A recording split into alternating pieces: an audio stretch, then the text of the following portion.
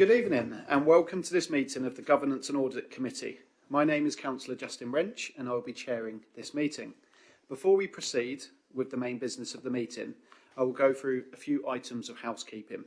We are not expecting a fire alarm this evening, but should one sound, please can members use the exit to the rear of the chamber and assemble in the car park. Please can you make sure that your phones and devices are switched to silent. If members wish to speak during our debates this evening, please can you indicate by raising your hand and I will come to you as soon as I can. This meeting will be webcasted and please can I remind everyone to use their microphones when speaking and to switch them off when they have finished speaking to avoid any interference. Members, please also be reminded that there is a confidential appendix in relation to agenda item 5, the Horizon 120 Project Review Progress Reports. As members will be aware, generally the Council seeks to operate in an open and transparent way, with as much information as possible in the public domain. From time to time, for a number of reasons, it is important that key elements of information are kept confidential. It is often the case that members can debate the substantive issues surrounding the proposals without the need to specifically refer to the confidential items. Given this, I would usually intend to keep the debate open and public. However, if any member feels it is necessary to raise specific points on the confidential items, we will need to move into private session. This will, if required, mean stopping the broadcast of the meeting via the Council's YouTube channel and asking for any members of the public in attendance to leave the chamber. If we do intend to move into private session for the consideration of this item, I would also like to propose that we reorder the agenda slightly to allow the Horizon 120 report to be taken at agenda item 14, the final item of the agenda for this evening.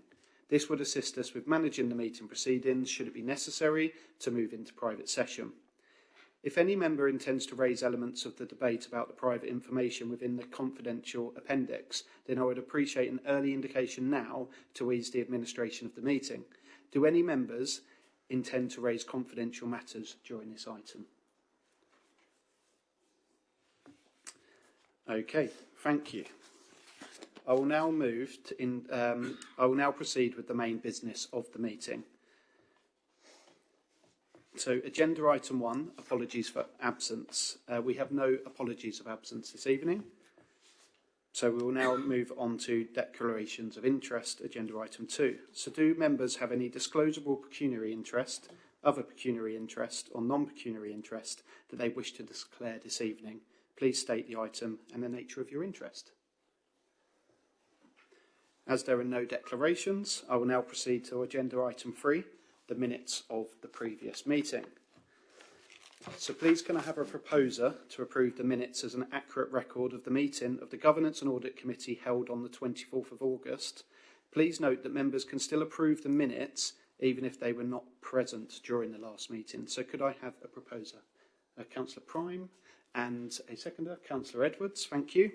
So the minutes have been moved and seconded as an accurate record. All those in favour, please indicate by show of hands. Thank you. So I will just take some time to approve and sign the minutes.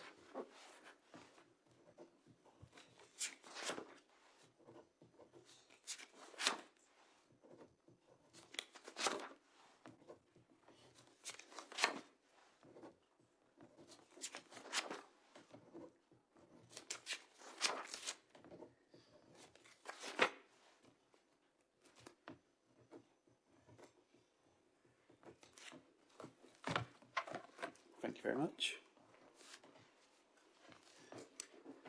So agenda item 4 is public question time, and members, I can confirm that there are no registered speakers for this evening's meeting.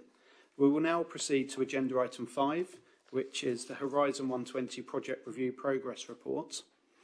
So members, the report for this item is set out on pages 6 to 16 of the agenda, and can I please invite Dominic Collins, our Corporate Director for Growth, to introduce his report. Thank you very much, Chairman. Members, good evening. So before you tonight is a summary of the Elucidate report, which was a very helpful report conducted by Elucidate to look at the Horizon 120 project and offer some reflections on the project and how we went about it in its original conception and through to its delivery.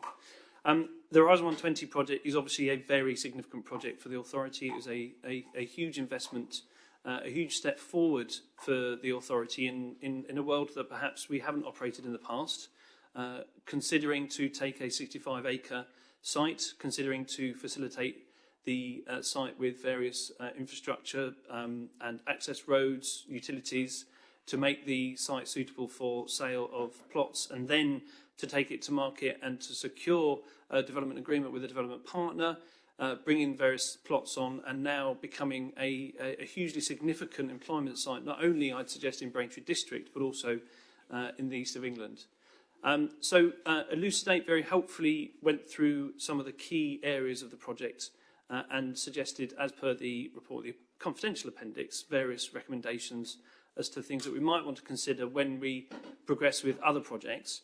I've suggested in the covering report that there are kind of three main areas that the Elucidate review suggested we should focus on in our subsequent action planning to learn the lessons from the project and take forward those lessons to future projects. And those three core areas really were around business case development, how we conceive a project, make sure that we do everything we can to make sure we determine whether that project is worthy of progression, and then taking that project forward. So business case development was the first area. Second area was around the evidencing of contractor appointments. And then the third area was around service charging, which is the regime that various plot owners across the Horizon 120 site pay into a central pot for services to be delivered against the common areas, most notably for Horizon 120 around landscaping and road maintenance. Those three areas were areas that Elucidate felt that we should look at a couple of particular points, and they are covered in the action plan. And helpfully, Elucidate suggested that some of those issues may be fundamental to how we progress with projects in future, how they might be significant for projects in the future, and there were a few areas that also look at meriting attention. I don't intend, Chairman, if that's okay, to go through the action plan and bring it to life necessarily, as members will have had a chance to review it. But I hope it's helpful that we have indicated where we think that some of the actions have either been completed, which we've highlighted in green on the right-hand column of the table, and those areas where we have highlighted as amber. One thing I would probably pull out, though, if I may, is just reflect on the centrality and some of the fundamental issues that Elucidate suggests we should consider and take action on. One core to that is the creation of a new project management office. And this is a concept that we have taken from not only other local authorities but from the private sector, where an officer or an office group of people can essentially become an additional support mechanism to the governance processes that are already in place in the authority to make sure that we're taking forward projects in a robust and an efficient manner. That project management office has already taken a step forward, actually, last week, where Suzanne Bennett, who's the corporate director who will be responsible for that area of work, was able to recruit to the role, and we're looking forward to the person taking that role coming forward in the next couple of months. So actually, since we've drafted this, that project management office is we've highlighted as an important element of the work, and I'm very pleased to say, as I say, that we have recruited to that team, or the manager of that team, and that work will then start to progress over the next several months. So there are fundamental, there are significant, and there are matters that merit attention in the report, and I'm very happy, Chairman, to take any questions on any of the report from members. Thank you, Dominic. Do any members have any questions for Dominic this evening? Councillor Ramage. Thank you for that, Dominic. I'm kind of a new boy here because I wasn't at the last meeting, so I'm a little bit behind the curve. Could I just ask, the actual development itself, is it who is the actual owner of the plot? Is it us? And if so, are we getting rents from these particular facilities that are within the facilities as a thing which we've done many other places around the district and outside the district? And also, what is it, if we are doing that, what sort of income are we getting from it? Yeah. Thank you, Councillor Rummage. So the decision was made, and we've referenced a couple of the cabinet reports in the covering note. Those reports will illustrate how we decided to take the project forward, which was to purchase the land and to then offer the facilitative infrastructure, as I mentioned earlier. So we basically spent in the region of £24 million on the purchase of the land, and then the subsequent delivery of infrastructure projects that provided the drainage, the utilities and the road infrastructure. And then we went into a option agreement with Marshgate Developments. Marshgate Developments are a private sector development firm. We went into partnership with them to sell them plots of land, which they then develop buildings on top of, link into the facilitative infrastructure we'd already put in place, and then they have a commercial relationship with either people who buy the plots from them or rent them from Marshgate Developments. We've progressed that through an options process with Marshgate, and I would suggest through that options process we've managed to rely on the commercial acumen of Marshgate, who are a property developer. We are not a property developer. We have taken property developments forward very successfully, but we've managed to trade off of the benefit of their knowledge in the market to get plots to move quite quickly. The difficulties we had in the early days of the development is that we actually began to break ground just before COVID hit, which obviously had huge impact on the market, on the property market. Actually, many developments that had started in that time haven't really sold many plots at all, but we have now roughly, I'd say, 2/3 of the 65-acre site gross has now been taken up by property owners. So we sell plots that are not sold yet to Marshgate Developments, and then Marshgate Developments then deliver them to the market. So, in other words, the plots that we purchased originally, we're selling hopefully a better price as well. Well, as I say, the market has changed significantly over the last few years. So we purchased the land having taken the planning regime. So we also created the local development order, which created a really positive planning environment, which means that applicants, in this case Marshgate Development, who want to bring buildings forward on the land only need a 28-day checklist process rather than a full application process. And so that has facilitated the land being developed forward. And indeed, the concept of the project, therefore, is capital receipts. So each time we sell a plot of land to Marshgate Development, who then build a building on top of it, we get a capital receipt. And certainly the financial modelling was predicated on at least covering the cost of the development. Obviously, COVID delayed a lot of that in the first. Yeah. Okay. Thank you very much for that. Thank you. Councillor Jeffries. Thank you. So we've learnt from this project, and out of that we've now got a project management office. Is that for the next phase of Horizon, or are we looking at doing the same sort of thing in another area?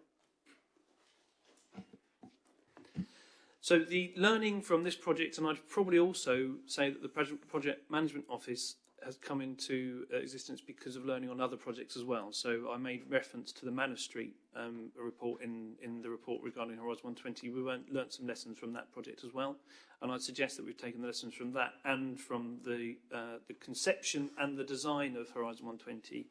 And that's where we felt it would be sensible to boost our resource and expertise on programme management, hence the need to create the Project Management Office. So the Project Management Office will essentially look at those projects that are in principle, in thinking, in pipeline, and help develop them through a recognised business case process. That Project Management Office will also take a range of projects, so it won't necessarily just focus on projects of the size that we're considering here. It will consider projects across the authority, and I think I mentioned some of the values that we'll be exploring the projects in various different gateways in the report, in the action plan. Actually, the Project Management Office, therefore, won't necessarily track Horizon 120 much further, because that as a project, the project essentially was about the construction of the infrastructure. the sale of the plots is actually being managed, and oversight of the management of the plots is done through a different process, through Capital Programme Board and other programmes.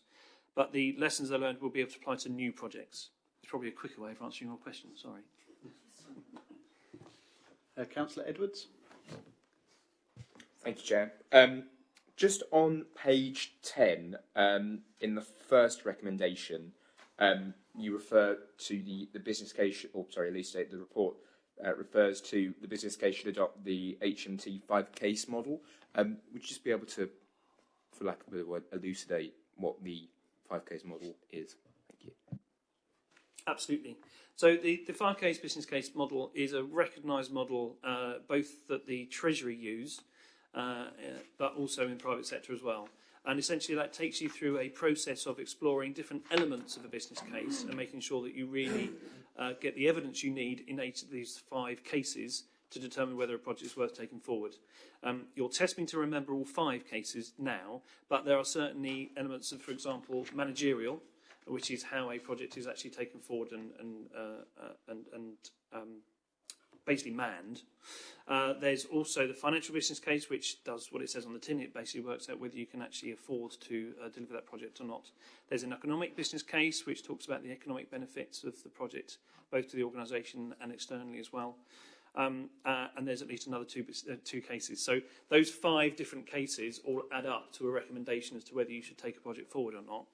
And I make reference to 2 projects that, one of which we examined last year and another one we are currently examining through that process.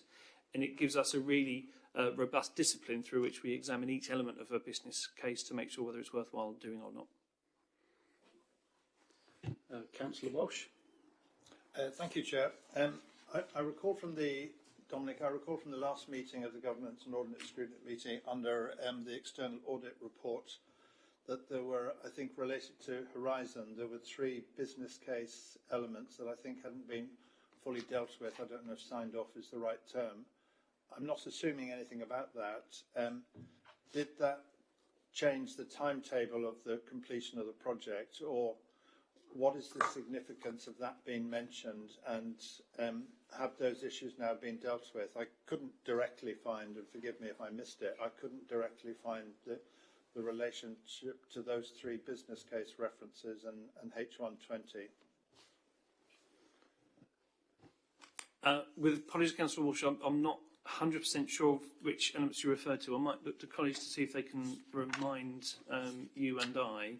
In the meantime, I think the delivery of the business case or or a reason to invest, I don't think delayed the Horizon 120 project per se. So my understanding is, and I wasn't in the authority when the original purchase was agreed, but the original purchase was agreed speedily in order to react to a positive place in the market. So actually there was a very positive price that the authority achieved for the land that Horizon 120 was then developed on.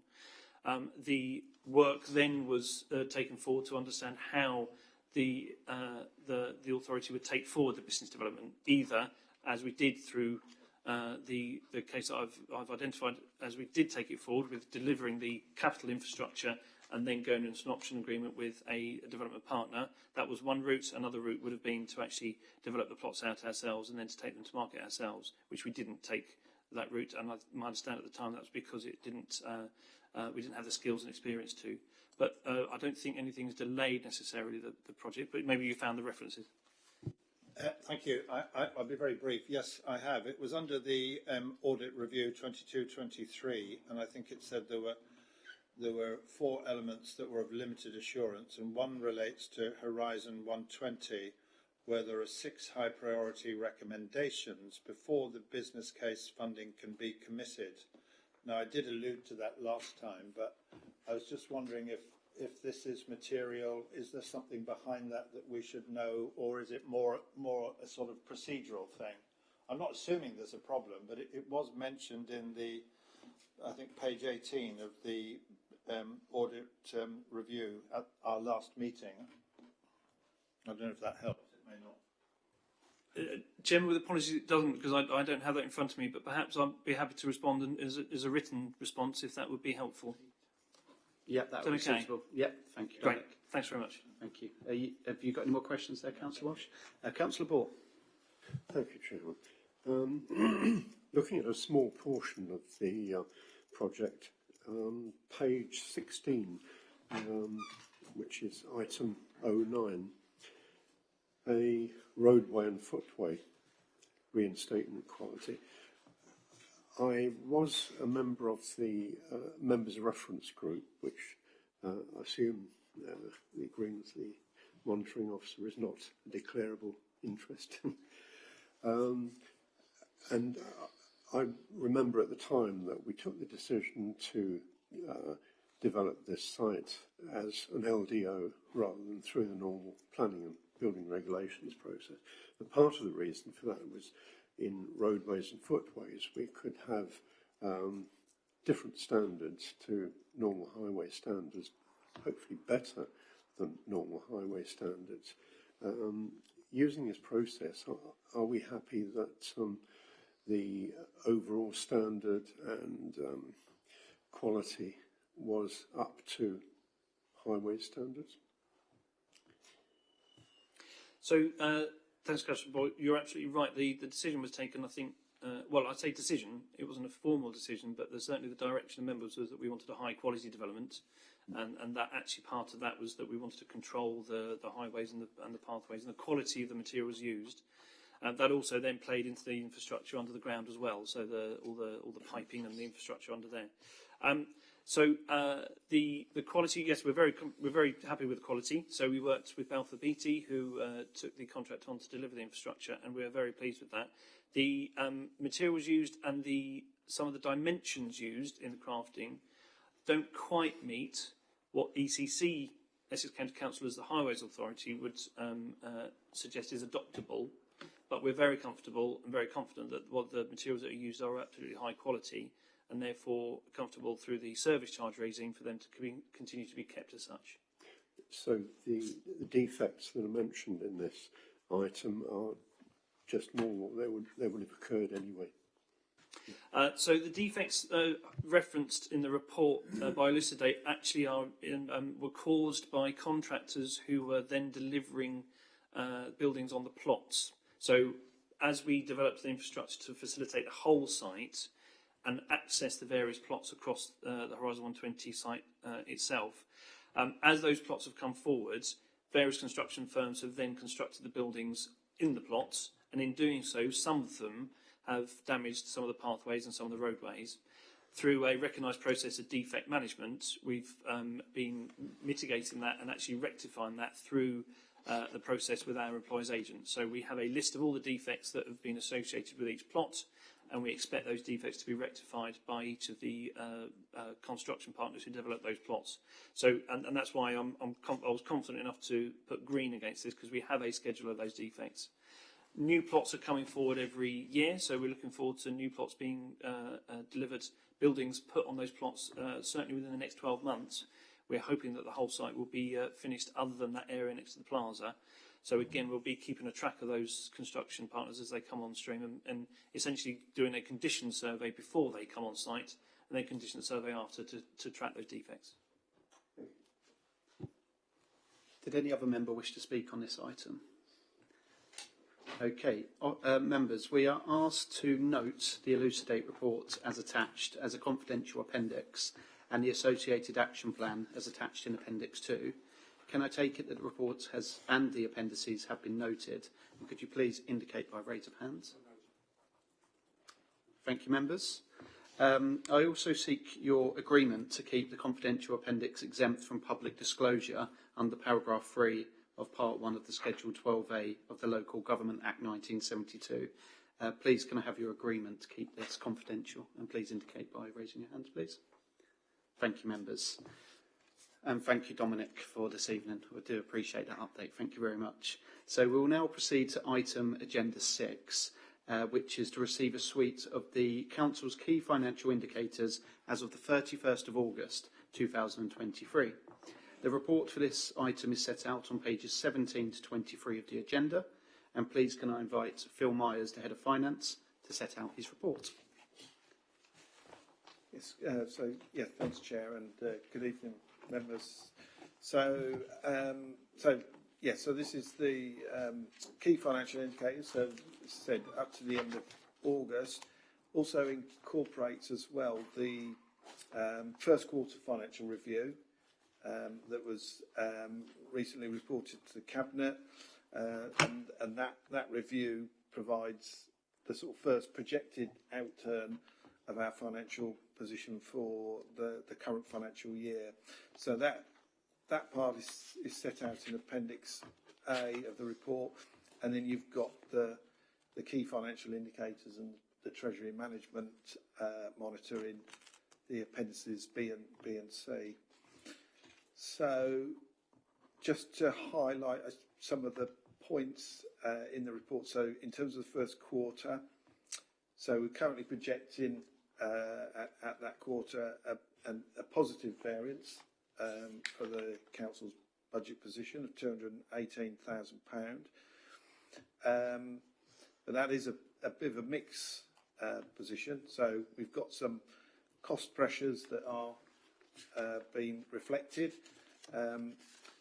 in terms of the pay award that's been proposed for staff from April. So we're expecting that to increase our costs for the year by £568,000. That's on top of the provision that we've already made in the budget. So we made a provision of 3%, and at the moment, with the offer that employers have made, that will probably be around about 6% total pay award. There's reference there that in-year we are actually able to deal with the in-year negative impact of that through some of the upturn we've had in our income streams. But nevertheless, that does create a further pressure on our budget for 24-25 onwards, and that will be reflected as we go through the budget process and update our MTFS, our medium-term financial strategy. In terms of other expenditure, again, we're seeing some pressures there, particularly around homelessness and temporary accommodation and the cost of that. So that's part of the reason we're around about £500,000 adverse variance on expenditure. We're also seeing extra costs or additional costs around some of our new facilities. Some of this is driven, as Dominic just alluded to, we have service charge arrangements in place with some of the new facilities, with Horizon and Victoria Square as examples.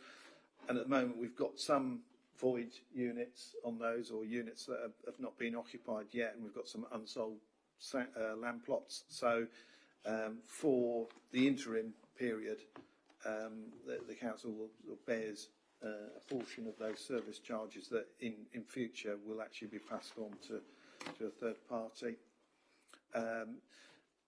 And as inflation still bites, we're still seeing some of the inflationary impacts, particularly across some of our operational areas. There's reference in around the cost of Wethersfield. So the actions that we've been taking in relation to the appeals there, that's created an in-year additional cost at the moment as well. As I said, income, we're actually seeing a large uplift there, particularly around Treasury Management, with the rise in interest rates. That has been beneficial for us.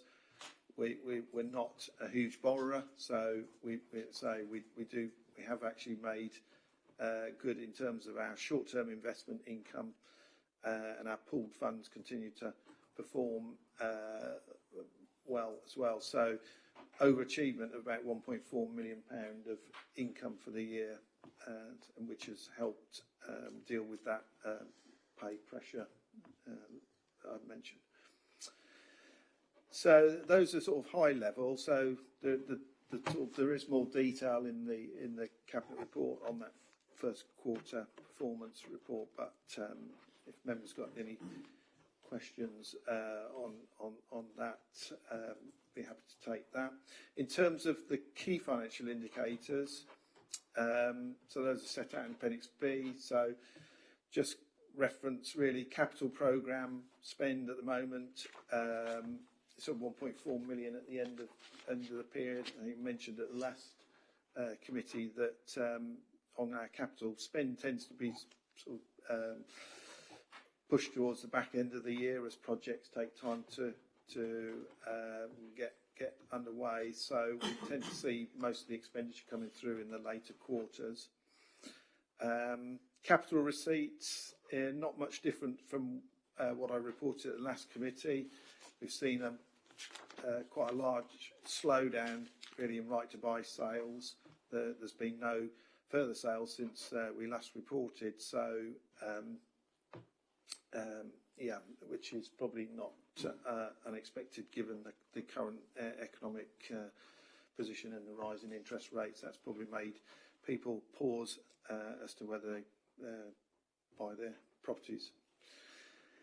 Our commercial property portfolio, again, remaining fairly resilient at the moment. So occupation rate around 90%, which is similar to what we reported at the last meeting. There's still some interest in some of the space we've got in Causeway, and some of our vacant units are sort of under active sort of consideration in terms of those being let. In terms of collection rates, council tax, again looking fairly resilient again at this stage compared with last year, so we're about 1% up compared with last year. But again, I think we just monitor that closely as we, you know, for any impact that may come through from the cost of living crisis, and particularly as we go back into winter and fuel bills, etc., may start to bite. Business rates is a little bit down from where we were last year, but again, mentioned in here about the fact that there has been an increase in the amounts collectible. So a lot of the relief and support that was given during the COVID period and with some of the energy has been unwound, and we did have a revaluation, so some businesses are having to pay more. Not much more to add around write-offs. So write-offs they're pretty much in line with what we'd expect, so they're not vastly different to previous years. Our sundry debts are around 2.8 million, and it's almost half and half. So housing benefit overpayments is about 50% of that, and then the rest is from what we generate across services. Supplier payments is on track with our target, so 98.5% against 98%. And on treasury management, as I said, we've had a significant uplift there in terms of our short-term investments, and achieving sort of rate of around 4.5%, which is very good. I mean, it's probably not much more than a year or so ago we were getting literally zero, so a sharp change around there. And as I've mentioned, pooled funds continue to yield a good level of dividend income, and at the moment also have a positive market valuation of around 1.5 million. So happy to take any questions, Chair. Okay. Just before I go to members, I'd just like to ask a question myself, if I may. On page 18, right at the very top, you've already referred to this, but there's an increase of over £500,000 with staff salaries. That's to be backdated from April 2023.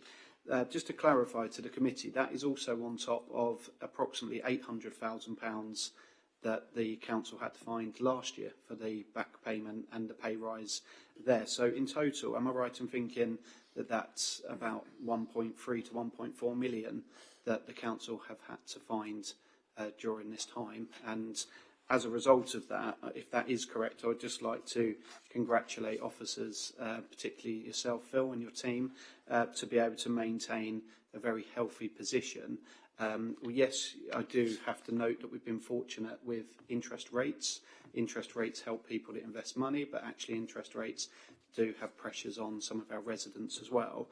But at the same time, the staff are well overdue that pay rise, and certainly from my experience of officers, that will be very welcome for all of the team at Braintree District Council. But am I right in thinking that is approximately £1.4 million that we weren't initially planning to be able to budget going into the medium financial strategy? No, that's absolutely correct, Chair. So, so the pay award for 23 and 22, higher than we'd allowed in our budget. So you say it's around about 1.3 million extra that we've had to sort of deal with in terms of managing the budgets. Okay, no, just thought I'd clarify that. Thank you. Councillor Ball. Thank you, Chairman. On page 23, at the foot of page 23, shows a pie chart with a credit rating of investment holdings.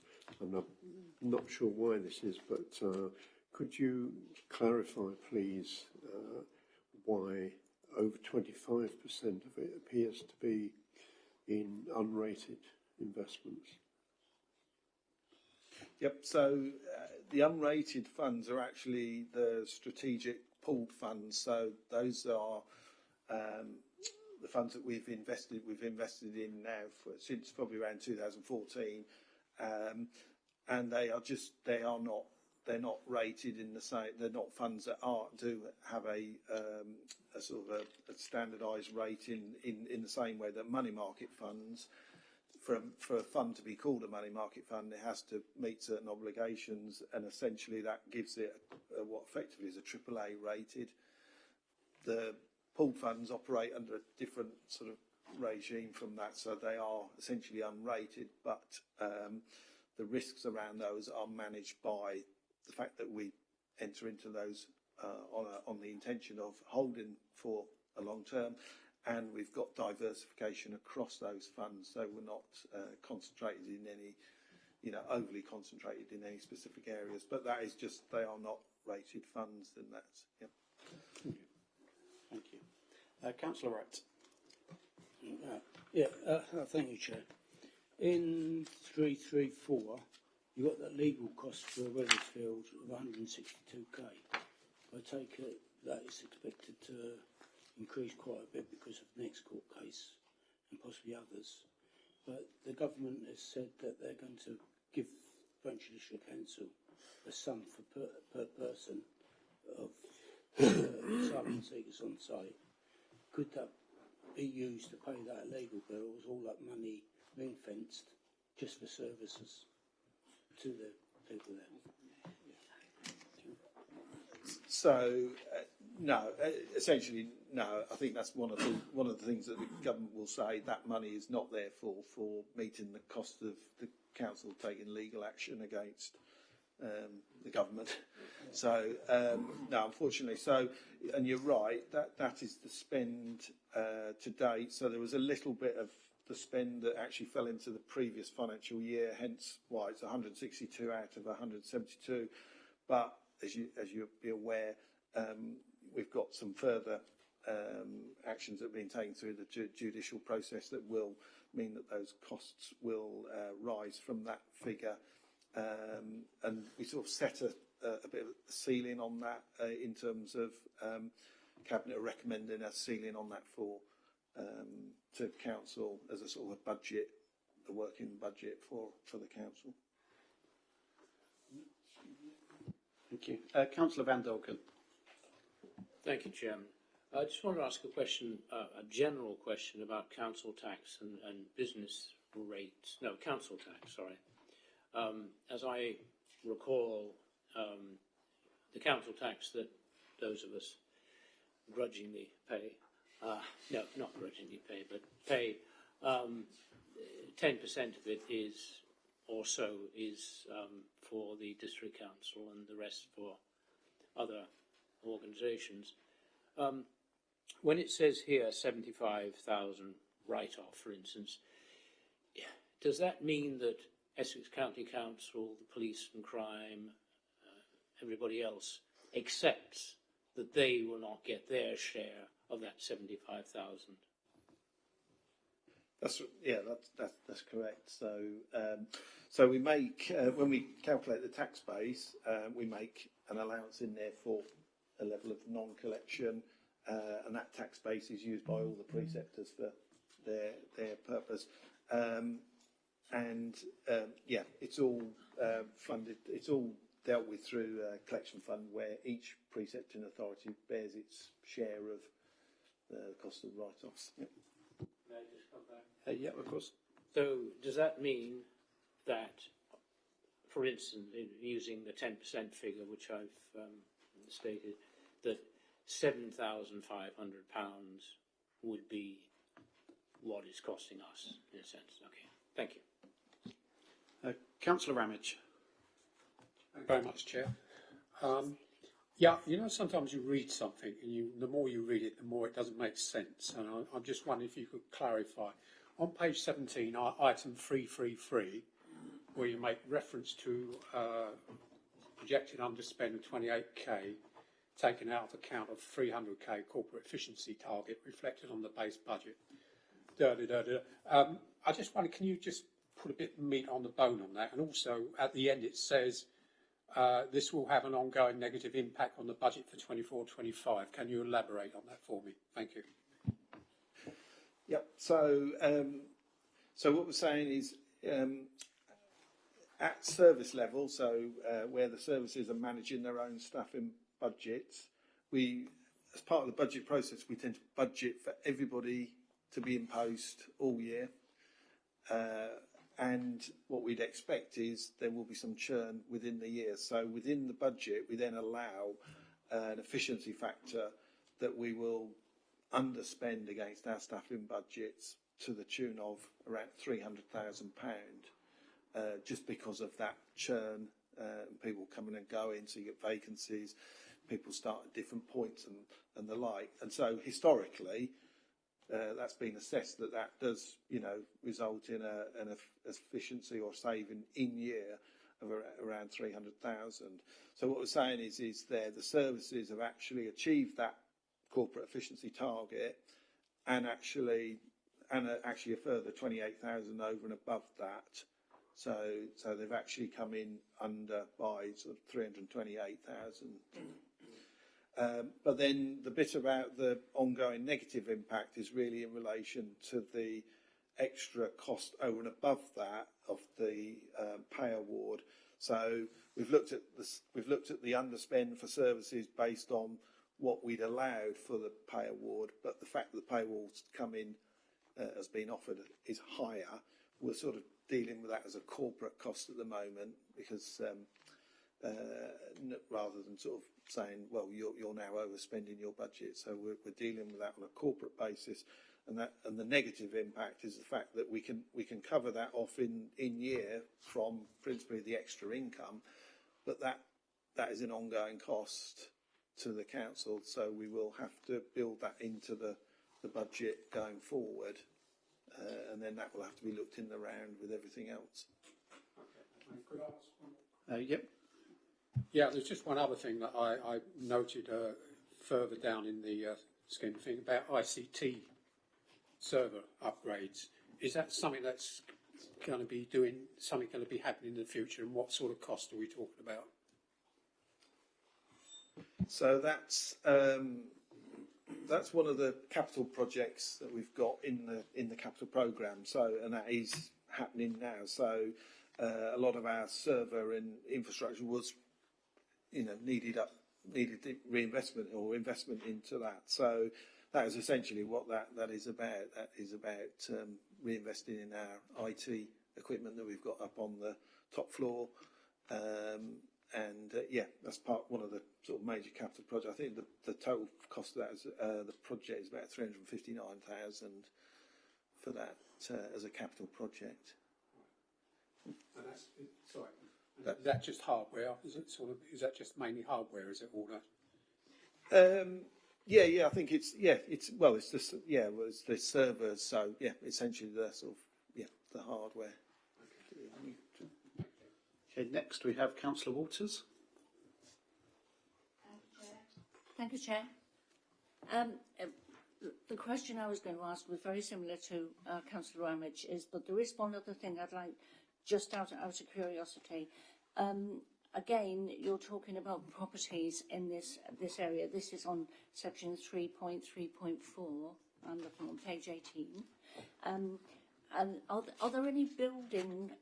Is it just domestic properties there, or are there possibilities for work properties as well?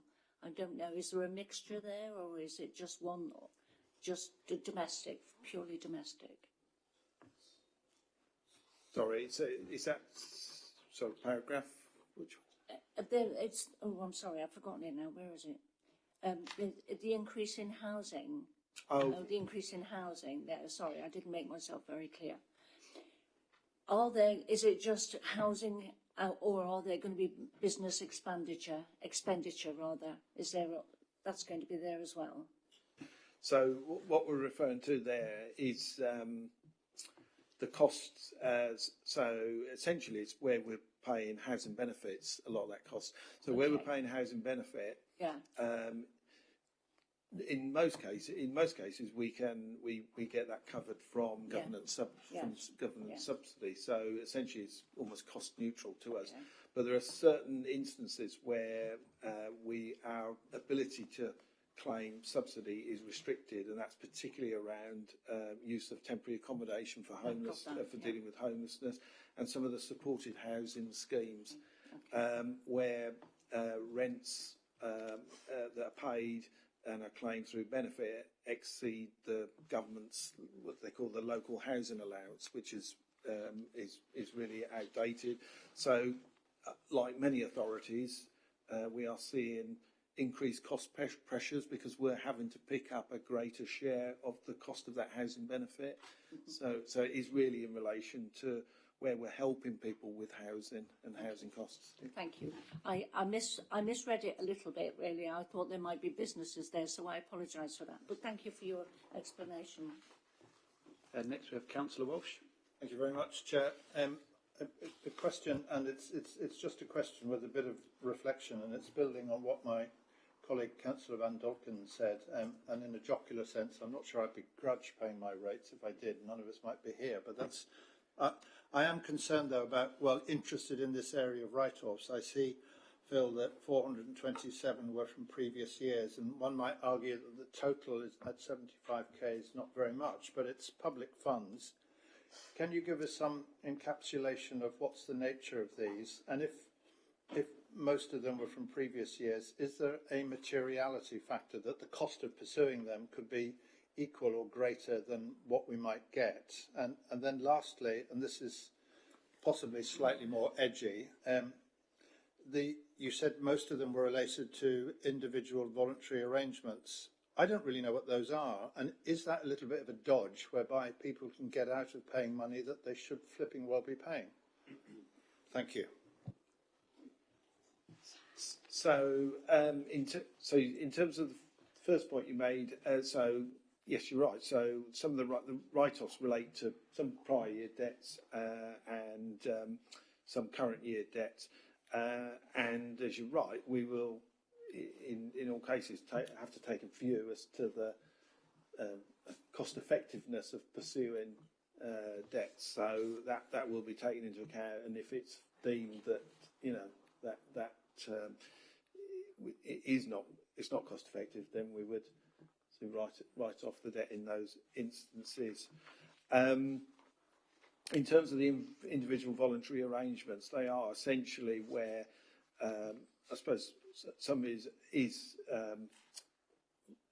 almost entering almost a bit like a bankruptcy. So it's not quite bankruptcy, but essentially, if they enter into an individual voluntary arrangement, it does preclude us from pursuing them for debt. So part of the arrangement is that they enter into an arrangement to repay their debt.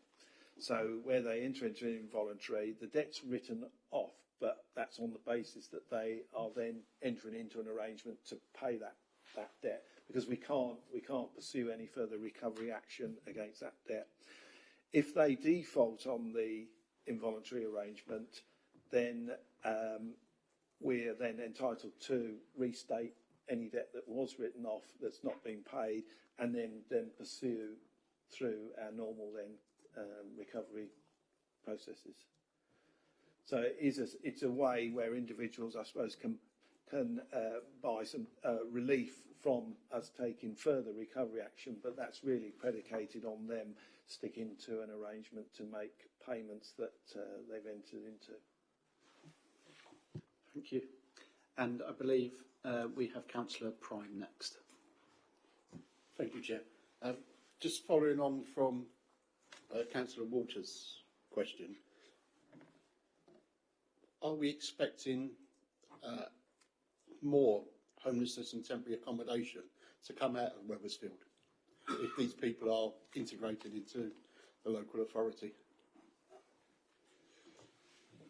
I'm not sure I'm placed to answer that. I think, like all authorities, homelessness and risk of homelessness is, one of the issues we have to deal with. Whether we'll see an increase in relation to the Wethersfield, there may be other people in this room who might be able to give a view on that, but I wouldn't be able to answer that. Councillor Van Dolken, would you like to come back on something? Yes, I'm not sure if it was actually in this report or perhaps another one, but I was always aware that we had the loans that were refinanced. I recall that a year or two ago, and it was £6 million. And the figure I've seen here is happily was 5.4 or 5.6 perhaps. Could you just explain how we've managed to reduce that debt? Yep. So you're right. So we up until I think not this May, but the previous May, we had, you're right, £6 million of lender option, borrower option loans with a private bank, Commerce Bank at that time, and we entered into a early refinancing with them. So we converted those to PDEP Public Work Loan Board debt, and in doing so, we actually transferred them from maturity loans to what are called equal instalment payment loans. So it means that we do pay those loans, we pay a principal sum off every 6 months. Hence, that's why the 6 million is now starting to reduce. So we're gradually paying that off, whereas the earlier loans were just purely maturity. They would have been paid once they got to their end. Can you remind us the arrangement? Excuse me, Chairman. Can you just remind us of the interest rate roughly? That, given that since this has happened, of course, interest rates have changed very much. Yeah, that's absolutely fine. Yeah, so on the Treasury Report, section 4.3, obviously it gives details of our PWB loans. So obviously as at the 1st of August, we had amount remaining of 5.6 million, an interest rate of 2.59%.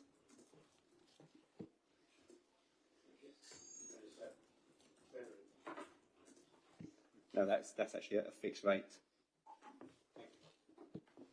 And I think, given the nature of interest rates, that was a very wise move. So, yeah, that sounds like a particularly low rate. So, yeah, that's good. Councillor Prime, we're fortunate to have our Chief Executive with us this evening. So I'm going to hand over now to Dan, who will be able to hopefully give you a bit more answer to your question. Thank you. Thanks, Chairman. Yeah, to your point, Councillor Prime, I mean, you're absolutely right to flag the potential risk around decisions being taken for asylum seekers at Wethersfield that could affect the district. It's been a key risk that we've identified with the Home Office from the from the first moment we heard that the site was being identified. We have had written confirmation from the Minister that no decisions will be taken on site for asylum seekers on the site. So anyone who comes to that site, has a positive decision in relation to their asylum application, becomes a refugee, they would be moved into dispersal accommodation elsewhere before a decision is then taken about their housing needs. So we're not expecting it to impact on the district, but it is still a risk that we're very aware of and monitoring. So, yeah, thanks. Okay, thank you, members. Do any other members wish to speak on this item? I have to say I've not seen as many questions asked on an item before, so thank you for Phil and the team for coming back on many responses there. So, members, we are asked to note this report. So can I please take it that this report has been noted by a raise of hand? Thank you, members. So the report has been noted, and I will now move on to agenda item 7. And agenda item 7 can be found on pages 24 to 34 of the agenda, and this is the progress against our internal audit plan from 2023-24. So I will now invite Angie Mitchell, who is our Audit, Insurance and Fraud Manager, to set out her report. Thank you, Chair, and good evening, members. So this report gives a summary of the progress against the current year's internal audit plan. Paragraph 3.1.2 identifies the reports that have been completed since the last report to this committee. So there are 5 reports there, of which 4 are full assurance and 1 significant assurance. Appendix 1 gives a table of the progress against the overall plan, and Appendix 2 gives a summary of the outcome of the reports that have been completed, that list of 5. The report also identifies the progress in respect of addressing actions identified in the external quality assessment undertaken at the end of 2022-23, and paragraph 3.3.2 identifies 1 further item from that recommendation list that's been implemented. The report also provides an update on the Regulation of Investigatory Powers Act and Investigatory Powers Act applications made by the authority, and paragraph 3.2.1 confirms there have been no applications in 22-23 to the date of producing this report, and indeed up to tonight as well. The RIP policy has been reviewed and is the subject of a separate report to this committee. Chair, happy to take any questions. Okay. Do any members have any questions for Angie? Councillor Prime. Thank you, Chair. Thank you, Angie. Just one question. It's on 3.13, page 25. It says that insurance service is currently preparing for 23 renewal.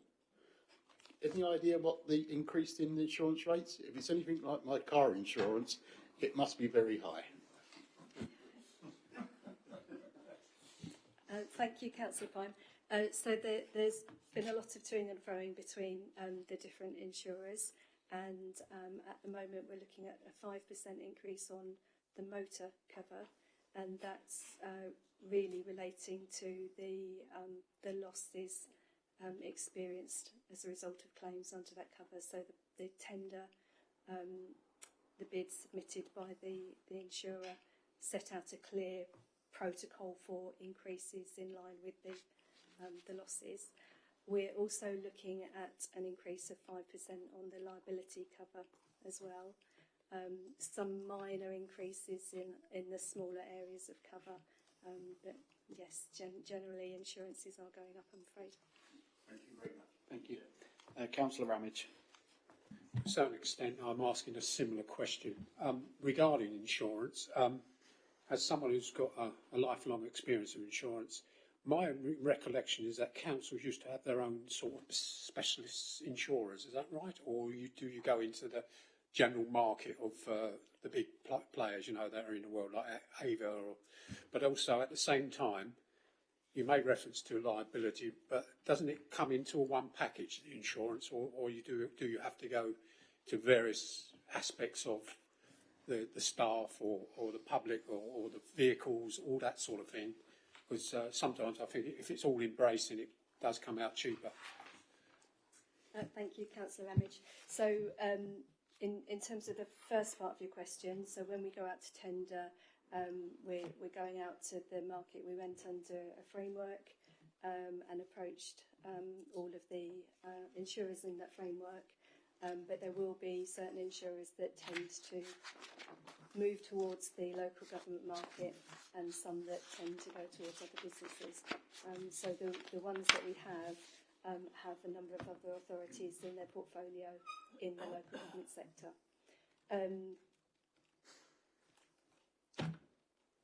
Individual coverage. Yes.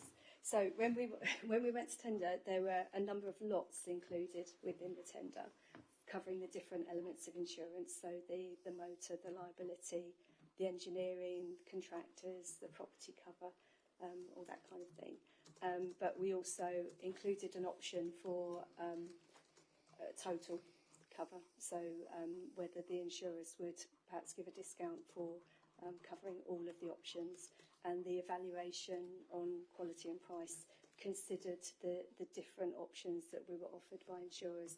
Not every insurer wanted to cover all of the lots. Some of them did, but as I say, we did a price comparison looking at the different routes we could take, and came out with the best fit on price and quality. Just a footnote, what did we pay premium-wise last year? If you haven't got that information, Hannah, don't worry. But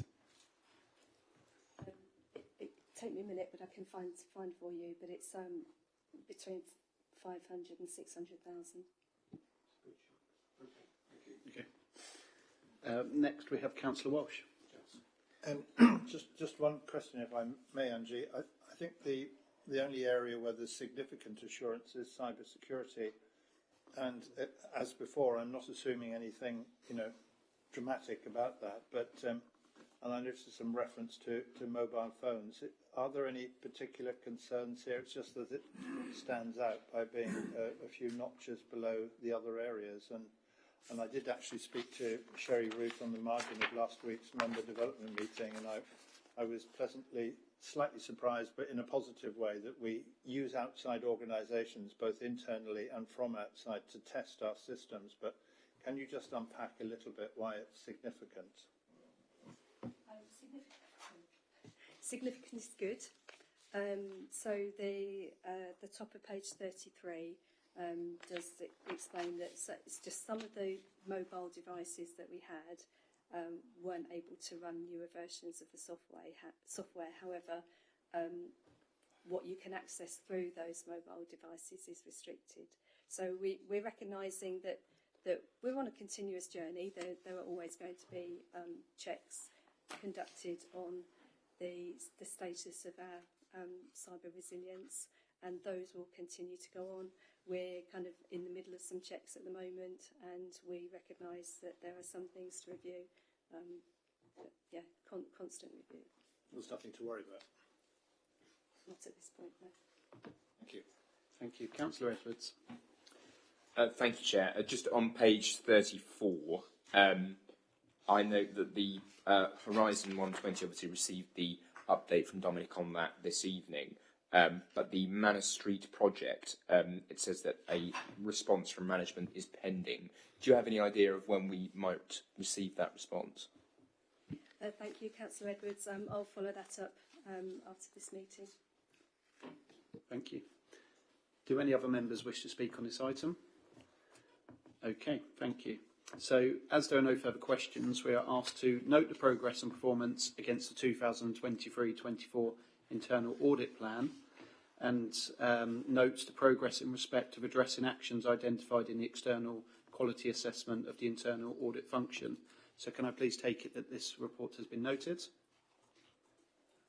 Thank you, members. So these have been endorsed, and I will now proceed with the agenda item 8, which is the update of the Regulation of Investigatory Powers Act 2000 and also the Investigatory Powers Act 2016. This report can be seen on pages 35 to 48 of tonight's agenda. And again, I'm going to hand straight back over to Angie, who will set out the report. Thank you, Chair. So this update of the policy is provided in advance of a planned inspection by the Investigatory Powers Commissioner. So subject to any advice coming from the Commissioner. We've always found their inspections to be very informative and helpful. So if there's advice on the policy coming out of that, then obviously we'll bring an updated version again to a future meeting. The paragraph 3.3 and at the top of page 36 gives a summary of the changes that have been made to this policy since the previous version that was agreed by this committee. And they're summarised as a change in the authorising officers, and this is to bring the policy in line with the Council's constitution, delegation arrangements relating to RIPA. The covert human intelligence source paragraphs have been updated, and the authorisation levels and durations have been just slightly clarified. Chair, happy to take any questions. Okay, thank you. Do any members have any questions for Angie? No? Okay, thank you. So just bear with me. Just before we do move on, Angie, I'm assuming that the actions or the adaptions that have been added in on page 36 are in line with the statutory guidance, as you've said. So no major changes, just tweaks to national policy. Yes, correct. Obviously, we always aim to make sure that our policy reflects legislation and guidance. Okay, thank you. So for this item, could I have a proposer to move the recommendation? Councillor Ramage. And could I also please have a seconder? Councillor Ball. So the recommendation has been moved and seconded. I will now put this to a vote. All those in favour, please indicate by show of hands. I think that's unanimous. So thank you, members. The recommendations have been approved, and I will now proceed to agenda item 9, which is our strategic risk register. So this can be seen on pages 49 to 72 of tonight's agenda, and I will reintroduce Phil, who will be setting out this report. So this is bringing the strategic risk register to the committee following its formal approval at Cabinet on the 25th of September. So that's the register has been been quite through an extensive review, not only in terms of the actual risks, but as was received at this committee, at the last committee, we've revised the risk management policy and strategy, and that sort of created an improved and better framework in how we're sort of managing and managing our sort of strategic risk process, well, our whole risk process. The risk register is attached as Appendix A. So there's still 11 strategic risks, and there's been some movement on a number of risks where they've been assessed, where the risk has been sort of assessed as higher than when the register was previously approved in February. And there was one risk that has actually been revised downwards. Other than that, I wasn't really going to say much more because I know many members will have been at the member development evening on the 27th, which I think sort of allowed members to have quite a full engagement on the risk register and actually ask the relevant risk owners about their individual risks. So other than that, I wasn't going to add anything further, Chair. No, thank you, Phil. Do any members wish to speak on this item? Councillor Edwards. Thank you, Chair. What would you, this may be a slightly large question, what would you say that the Council's overall risk appetite and profile is? So I think in terms of most of the risks we've assessed as so we've got the three categories of risk appetite that we've got the sort of that we've set out. I think in most cases we're deeming ourselves as sort of cautious on many of the risks. We've got one risk where we've deemed ourselves to be averse. I think that one is one about the emergency planning. But I think each risk will be looked at and assessed based on its own merits. But I think at the moment, across the board, the majority are tended to be categorised as cautious. But within that, you'll have a multitude of risk, but that's been mitigated or managed. Thank you. I have a question myself. So the policy was adopted and we've got this new framework. From an officer point of view, is it more time consuming? Is it more difficult? Is it an easier process to use? Has it impacted officer workload in any way? Because there's a lot of detail in these reports. How have you found implementing this risk register? So I think it was timely that we brought our policy and strategy and the framework up to today. And I think credit, as I said at the last question, I think a lot of the credit to that is to Angie, who did a lot of the heavy lifting around doing that review and bring forward the recommendations as how we would manage our risks. I think going forward, I think the register itself, I think compared with what we previously had, is a much more focused register. And I know one of Angie's sort of aims is to even sort of streamline probably the risk register as it is at the moment, because I think that will help to focus the sort of discussions. I think the previous register was sort of quite a narrative document that sort of probably evolved over a number of periods. So I think we've sort of refreshed that, streamlined the actual risk register, and I think the focus really is about the process. So I think, and part of that process was a member development evening. So I think it's how we actually discuss the risk will be the sort of important bit. How it's then captured in the document is, I think is just to sort of try and summarise where we are with the risks and that. But I think the benefit will be in the process of how we monitor and review those risks going forward. Thank you, Phil. If there are no further questions, we are asked to note and endorse the report. So can I take it that the report has been noted and endorsed? Thank you, members. So we now move on to agenda item 10, which is the Governance and Audit Committee Annual Report of 2023. The report is set out on pages 73 to 90 of the agenda, and I'll be presenting this report. I don't intend to go over it page by page, but I will just read the introduction statement, which is on page 77.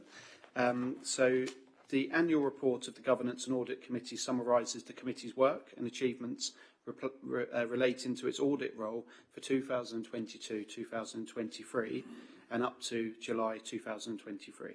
It is intended to reassure the Council and other stakeholders that the committee is undertaking its responsibilities properly and in a way which allows it to exercise effective oversight, and also demonstrate to the district's residents and other stakeholders the importance that the Council places on good governance, openness and probity in public life. The report sets out the contribution the committee makes to achieving those aims, and the committee's meetings are open to the public and its reports are available on the Council's website.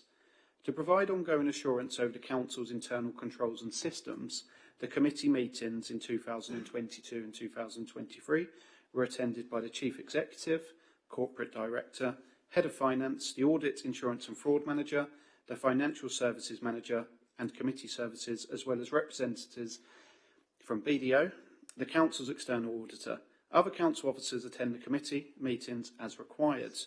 Operating effectively, the work of the Governance and Audit Committee will enhance corporate awareness of the need for internal control and implementation of agreed audit recommendations, increase public confidence in the objectivity and fairness of financial and other reporting, reinforce the importance and independence of internal and external audits and other similar review processes, and provide additional assurance for its processes of independent and objective review. I would like to express my thanks to those officers and members who have supported the work of this committee, by presenting, discussing and challenging reports and engaging in training and improvement activity to develop the knowledge and skills needed for this key area of the Council's arrangements for effective governance. So the report is laid out over the next few pages. I think it does demonstrate over pages 82 and 83 the extensiveness of what this committee does look at. There's a significant amount of work that officers do prepare, and they are constantly working on for this committee. And actually something I would like to just present my thanks to members. This is certainly, since my time as chairman, the most well-attended meeting, and actually the two meetings that we've had on this term have been very well attended. So I do recall some meetings within the last 12 months, believe it or not, that it was just myself and two other members. So when I was asking for a proposer and a seconder and then asking all in favour, it was quite ridiculous, really. So to see everybody committed, attending meetings, and as I said earlier on in this meeting, I think there's a record amount of questions. I think it just goes to show how well people are preparing for the meetings and challenging officers as well. So, but clearly, if we don't know the answer, it just goes to show with, obviously, our monitoring officer and also our chief executive, we have some of the very well-regarded officers attending this committee. Something that I will refer to on page 85 is committee training. So this does go back to February 2022. There was some pretty effective training. We are looking at other training requirements. So for members that are new to committee, we are going to be looking at opportunities for training. And just something that myself and I know Councillor Edwards, in his role as Vice Chairman, over the past couple of years, there has been a regional audit committee chairs forum, which is initially was set up in Norfolk County Council, and we do have a meeting within the next couple of weeks that I will be attending with all the chairs from across the region. So, and that is something just to share good practice, to see where we are. And I did mention BDO earlier on in my presentation.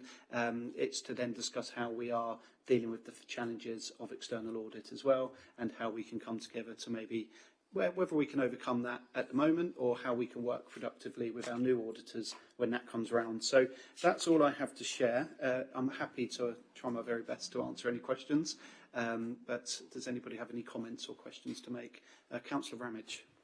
It's not so much a question, it's just I've served on this committee in the past, and one of the best things you need to do is train, because not everyone knows all the ins and outs of finance, and I think it gives you a good grounding for serving on this committee. Yeah. So from my own experience, I recommend it.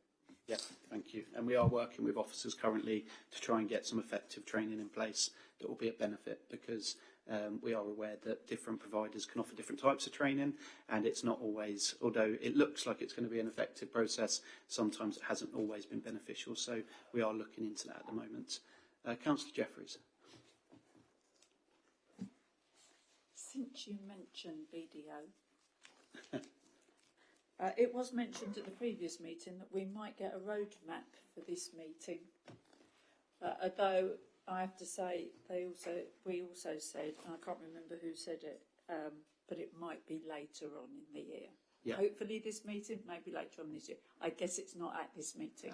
I can answer that. We are going to be taking something in urgent business tonight, which will provide an update on that matter. But it may not be as optimistic as what you're hoping for over there. So, but we have got something prepared for that later. Councillor Van Dolken. Thank you, Chairman. I don't know if this is the right forum for this, but as you're aware, I was chair of this committee a few years ago, and met quite a few of my counterparts. I was interested to see that many of the boroughs in London in particular had what they call independent members. Perhaps you've heard of this. In other words, they are not elected, they are appointed, and they would tend to be accountants or people who are well versed in financial affairs. And I wonder if that is something we should actually look at, because it is very complex, much of this, and it is very important, and I put that to the committee as something which they may wish to look at. Okay, yep, that's noted, and I'll just take that up and discuss the viability of that with officers. So thank you, Councillor Van Dolken. Do any other members have anything to add? Okay, thank you, members. So as there are no further questions, we've been asked to review the committee's draft 2022-2023 annual report and to determine any changes required to submission to full council. I don't believe there have been any additions there. So can I take it that the report has been accepted? Thank you. Thank you, members. So I will now proceed to agenda item 11 to receive the Treasury Management Mid-Year Report for 2023-24.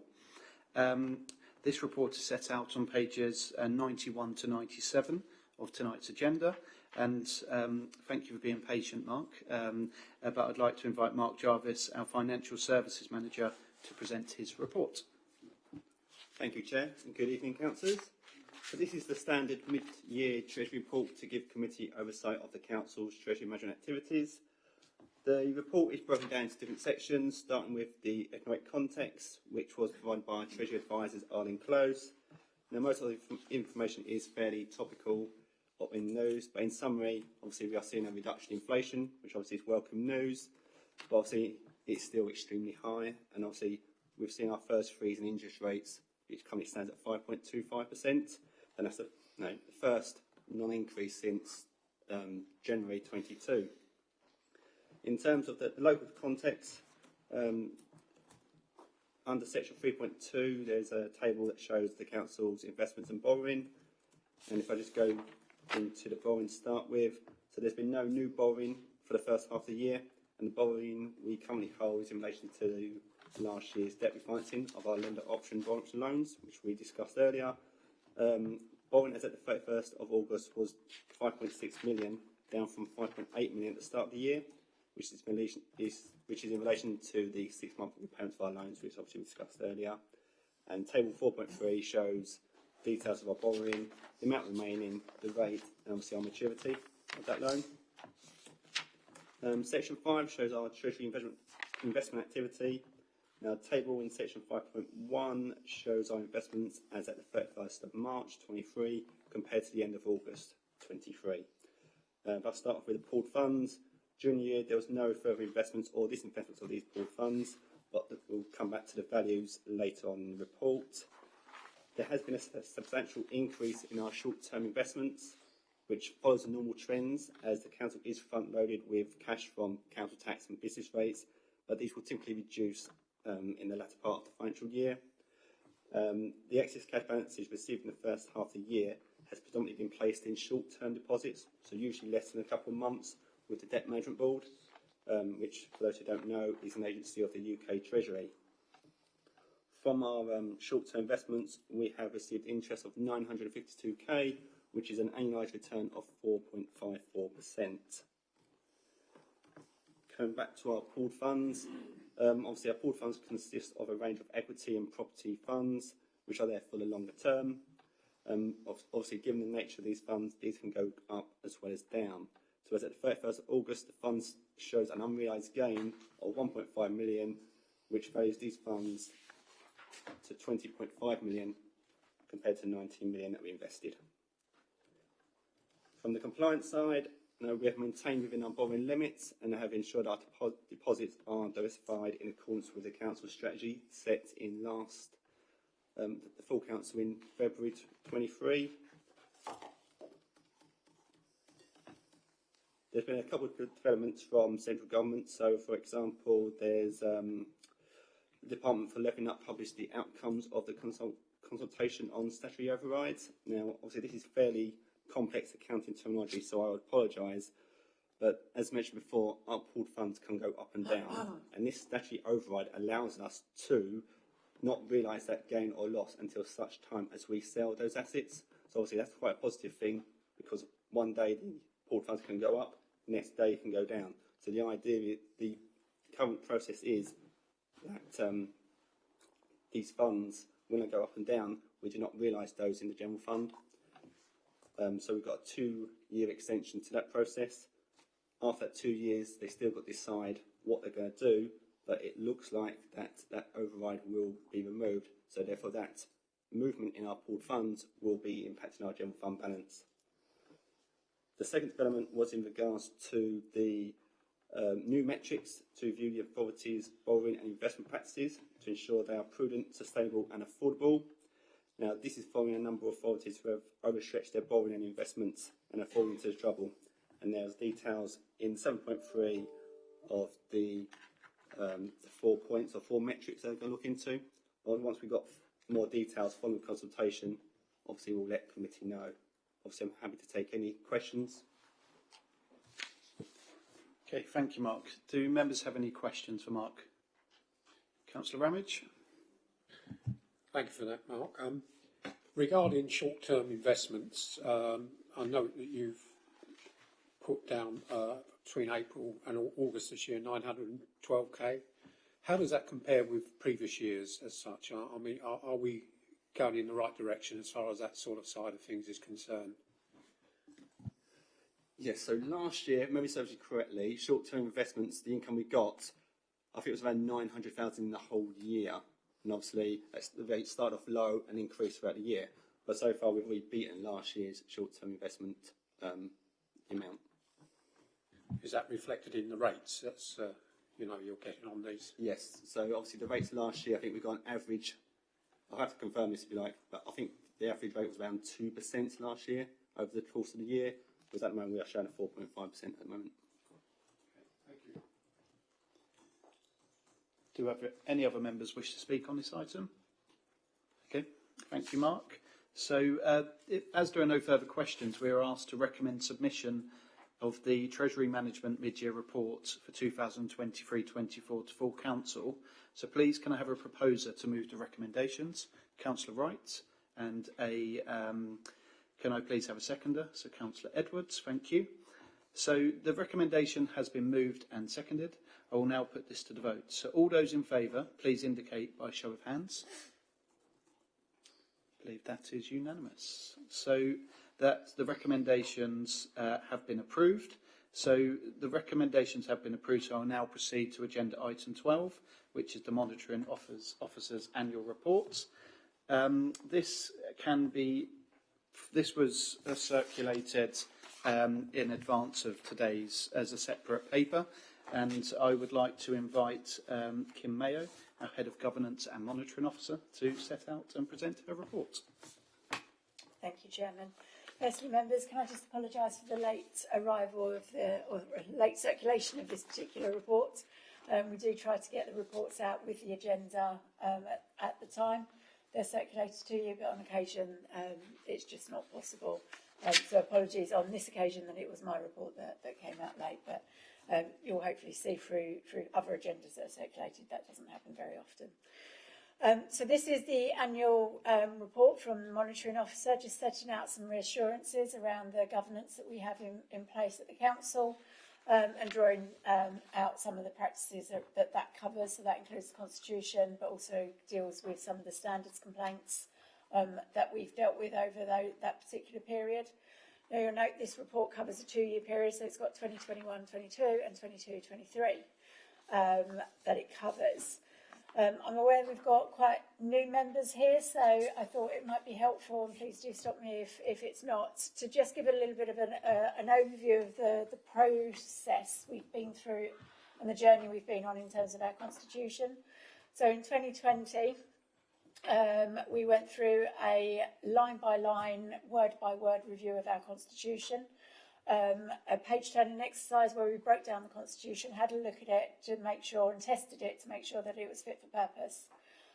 We took out a lot of jargon so that it was a more readable document, as it is a public-facing document, and members of the public need to be able to use it as much as members need to be able to use it as well. We streamlined it. We brought certain sections together to make it more succinct, and we brought in a new whole chapter around delegated powers, because before they were kind of scattered around the Constitution, which made it quite difficult for officers and for members to know what powers they held on any particular point. So it went through a complete rewrite. and that was approved in April 21. Following on from that, there's been 2 annual reviews of the Constitution that have come before the AGM in subsequent years. In the main, they have been some fine-tuning. So the first annual review was just a few tweaks around the edges, reflecting changes in officers and some slight restructures, following some retirements. And then the last one that came before you guys, following the elections, brought in some more further changes around the way motions would be managed at council meetings, brought in some practices around public question time, etc. So it is a live document. I think we can't accept that it is there, it's written, and that's it. It's never going to change. We have to make sure it's fit for purpose. It has to support our decision-making processes, and it has to be understandable and a usable document by everyone who has to read it. So it's a many faceted document, and we have to keep it under review. So it's been through quite a journey, I think it's safe to say, in terms of that as a document for this council. And that will continue. We're proposing to do a further review of it over the course of this year. And again, that will likely include a review of our procedural rules around procurement and contract procedural rules, just to test that and make sure that's fit for purpose, and that will come back before you for consideration in due course. So that's the governance process and the constitution itself.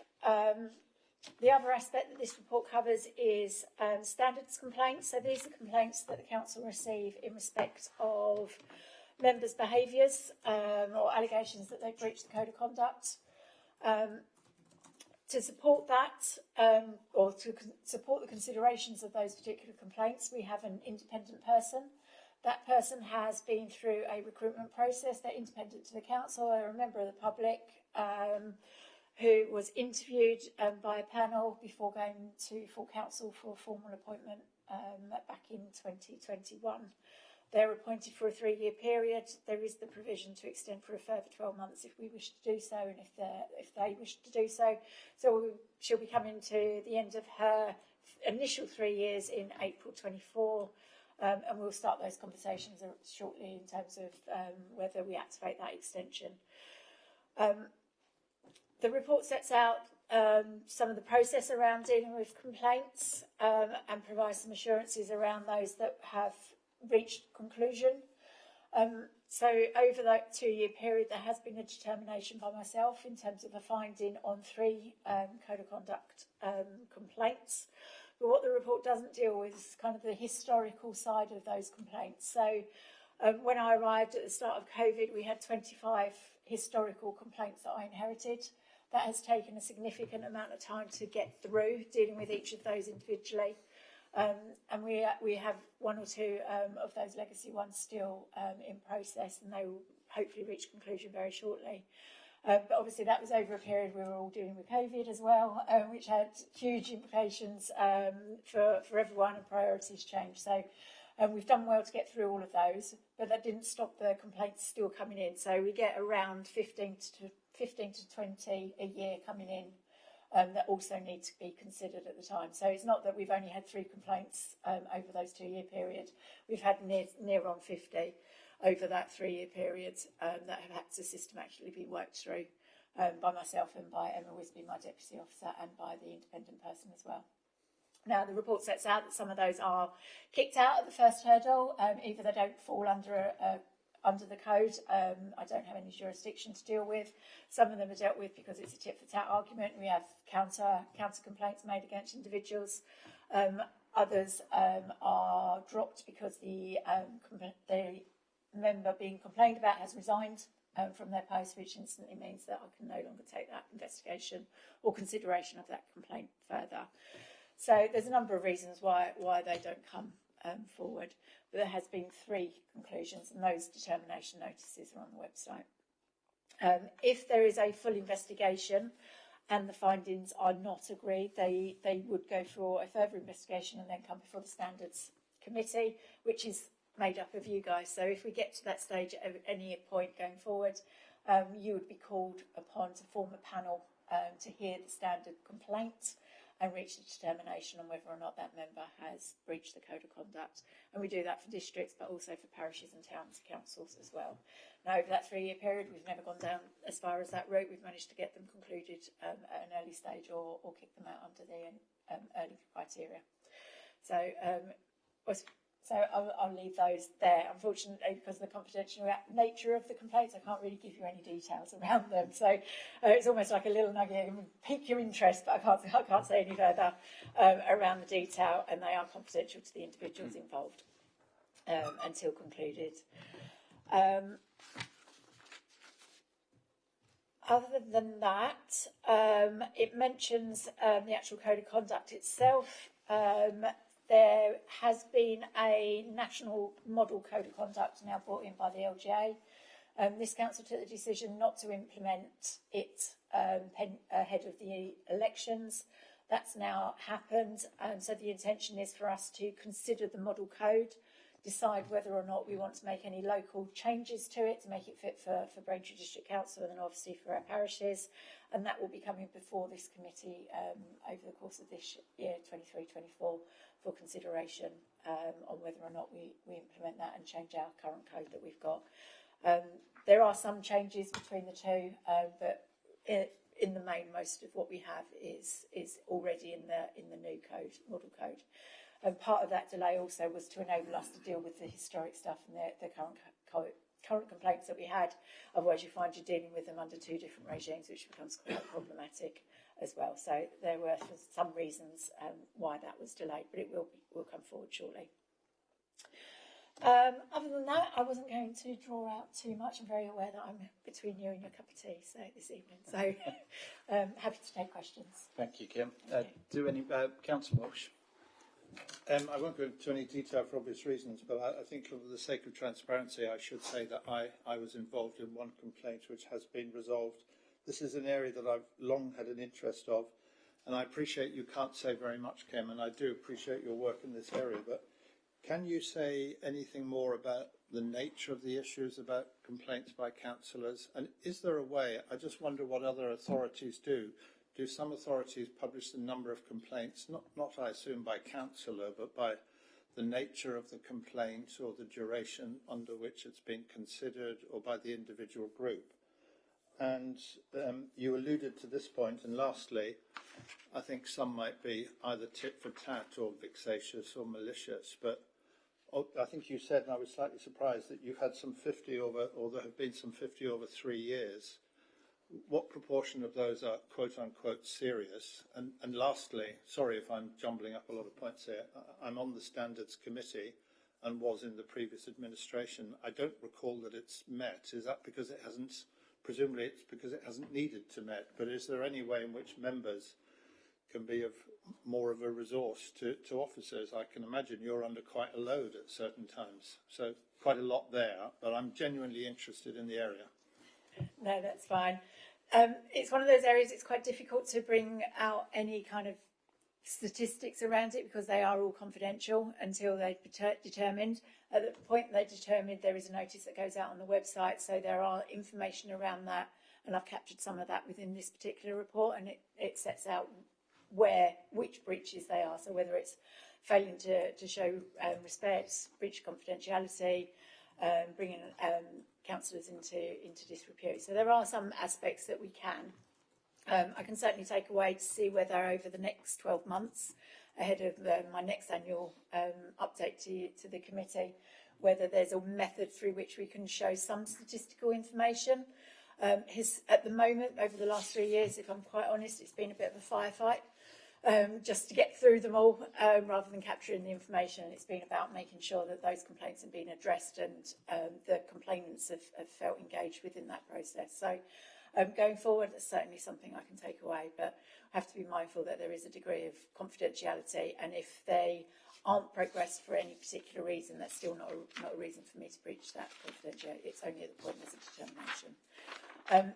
You're right, this committee hasn't met as a standards committee over that particular period. To be honest, they're quite rare. Over the last 9 years of holding monitoring officer, deputy monitoring officer role at other councils, I've had 3 that I've been involved in that have reached that stage. They're quite quite intensive. It is a mini hearing. You do hear from the independent person, you hear from the investigating officer, and you hear from the monitoring officer, as well as the individual member who had the allegation against. And then you're asked to reach a determination on whether or not you find the breach that's been alleged. And then, having done that, whether or not you find any sanctions or believe there's any sanctions that can be put in. But it is far and few between, and that's not just this council, that's other councils as well. I think we're all aware of the joys of over COVID, where we had various different codes coming up and issues, and there are always those councils that have larger numbers of complaints that do go down that road, but in the main, there are far and few between. Councillor Ramage. Thanks for the update, Kim. As far as the mechanics of this is concerned, as a town councillor, obviously some councils are new, as you pointed out, but the mechanics of it, does it go via the town clerk to yourself? And, obviously that applies to the parish as well. No, not necessarily. There's a direct route through which it comes to me on our website. So if an individual wants to raise a complaint against a councillor, they can go online and fill in the form direct to us. They can go through the clerk, but the clerk will simply just refer it on. They've got no jurisdiction to deal with the complaint themselves, so they would just be a forwarding person through which to deal with it. Right. And the other thing is code of conduct. Obviously you set it up here, but then presumably you palm it out to the various councils around the district, because it's like for like almost, is it? So we encourage other parish councils to adopt our code once we've got it in. So the current one that we've got, I think, has been adopted by most parish councils, and that was adopted many years ago. There have been some local tweaks to each of the parish councils, similar to we made some local tweaks to ours with what used to be the model code back in 2011. We'll be looking, and we are working with the parishes. They are waiting for us to adopt the new one to decide whether or not they want to adopt a similar version or their own version. We're quite aware that there are members who are triple-hatted and double-hatted, and if you have different variations, it's very hard for you guys to understand which code you're working under at any one time. So I asked that question because it can be confusing if it's different, if you know what I mean. You could be thinking it's done this way here, but it's not wherever else you're a councillor. No, absolutely, and in the main, most codes have the nuts and bolts, so they have the mustn't treat anyone with disrespect, civility, breaching confidentiality, and those kind of top ones. There's some subtleties around some of the finer aspects of the code, but in the main, they are all the same. Thank you. Do any other members wish to speak on this item? So thank you, Kim. We are asked to note this report, and so please can I take it that the report has been noted? Please show by raising your hand. Thank you. So this takes us on now to our final item of the agenda, which prior to coming into the chamber this evening, we weren't necessarily going to have any urgent business, but it was just prior to the meeting, Councillor Edwards had raised a similar item that what Councillor Jeffries had raised herself earlier about an update from BDO. So just to clarify this point, Councillor Edwards, would you like to just give a bit more insight into what you'd like to ask officers in regards to that, please? Absolutely. Thank you, Chair. So at the last meeting of this committee, on the 24th of August, I asked the BDO representative for a roadmap that had previously been promised, I believe, when this committee met in April, for the delivery of the many audits that they haven't yet completed.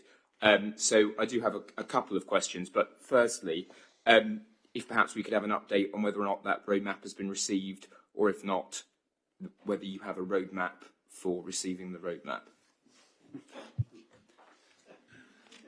So, unfortunately, I'm not the bearer of good news, and probably no surprise to some of us. So, there has been no roadmap provided to us at this point. So, I do get some comments from BDO in terms of an update.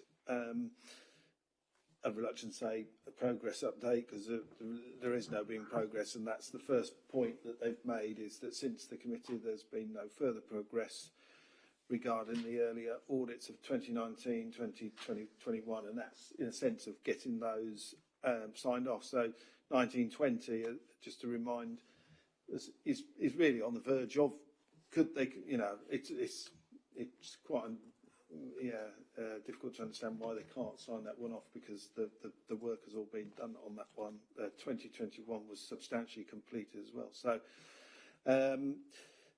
they, as was mentioned at the last committee, they are prioritising other work areas, NHS particularly, and have intimated that that's been communicated to the various key stakeholders, including the DLUC, National Audit Office, Financial Reporting, Accounting and the Public Sector Audit Appointments, that's the case. Unfortunately, it is usually the case that when NHS audit work is required, it does take priority. That's always been the case, but it doesn't, it's not particularly good message from our point of view, from a local authority's point of view, that that's always the case. The early audit's not been completed.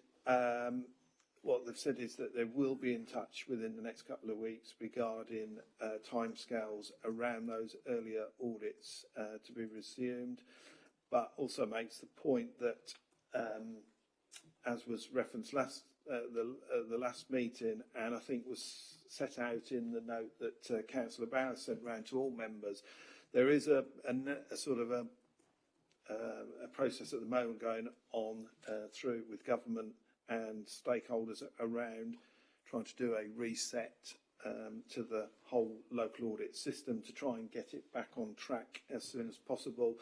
So there's just reference that there is still work ongoing in that regard. So the audit firms are involved in the discussions around that. So there's still work to be done on that.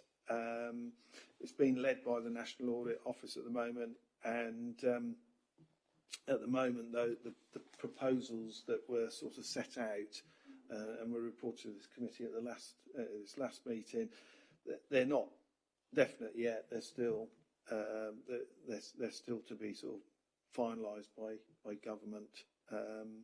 So we wait to hear on that.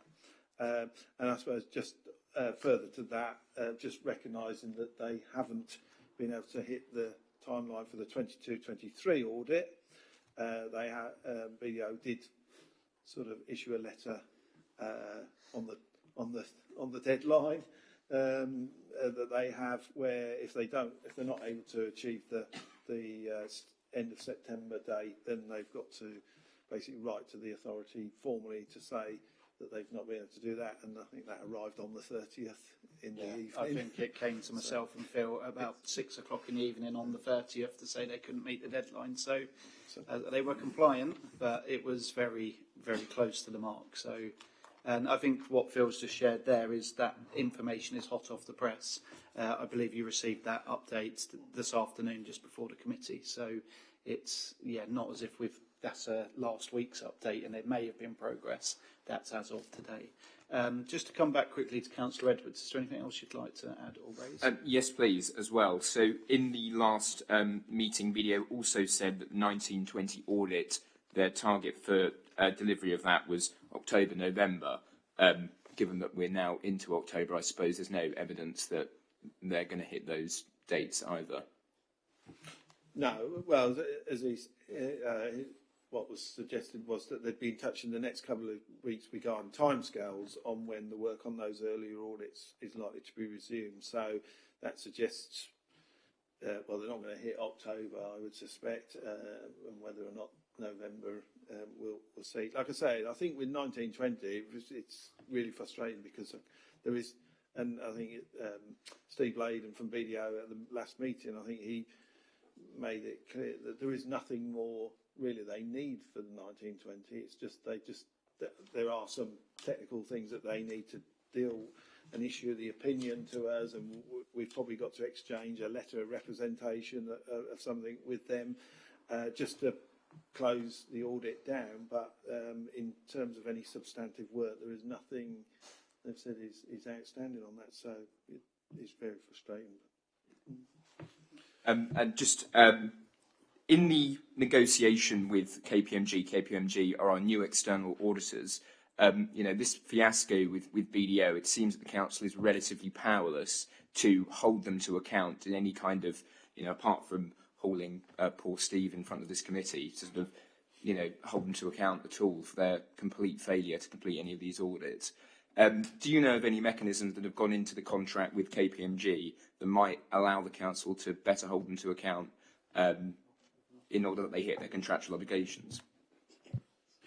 So so I think the public sector audit appointments who organise the essentially the appointments for the vast majority of local authorities who are opt-in, and we're one, and we're amongst the majority of authorities who do.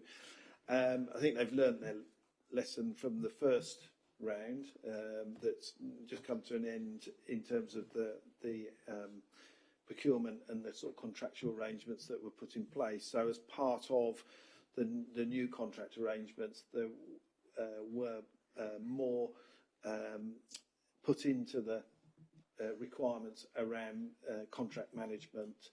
And certainly in terms of sort of drawing down on things like fees, the auditors have to hit, there's going to be sort of 4 key stages that they're going to have to hit in terms of their work. Currently, at the moment, the auditors, they can just effectively bill quarterly for the annual charge, whether they've done anything or not. But there is going to be a clear link between 4 stages of work being completed in order, each one representing 25% that they would have to hit to claim their fees.